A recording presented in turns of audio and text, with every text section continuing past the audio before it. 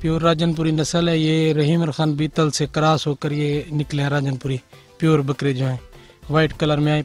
ये सिर्फ हमारे रहीम खान और राजनपुर और डेरा गाजी खान में होते हैं। ये नस्ल यहाँ की ख़ास ब्रीड है और यहाँ पे जो है ना पाली जाती है, और यहाँ से पूरे पाकिस्तान में ये बकरे मशहूर है।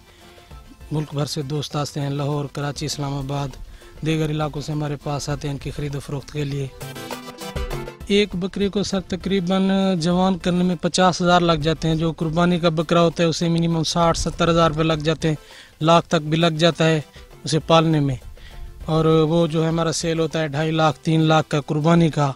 और जो हमारे ब्रीडर बकरे होते हैं, ब्रीडर टाइप बकरे, वो तकरीबन हमारा 10 लाख 12 लाख 15 लाख, वो शौक़ का हिसाब किताब होता है। जितना सुंदर बकरा होगा उतने उसके ज़्यादा पैसे होंगे। ये खूबसूरती के सर ये पैसे होते हैं और कुछ नहीं सर। इनके जो चारा होता है ना वो मौसम के लिहाज से होता है। जैसे सर्दियों में हम इनको खुश्क लूसन देते हैं। अभी जैसे सीज़न चल रहा है जंतर का, वो जंतर खिला रहे हैं उनको, जंतर की चराई भी कर रहे हैं और घर पे भी खिला रहे हैं इनको जंतर।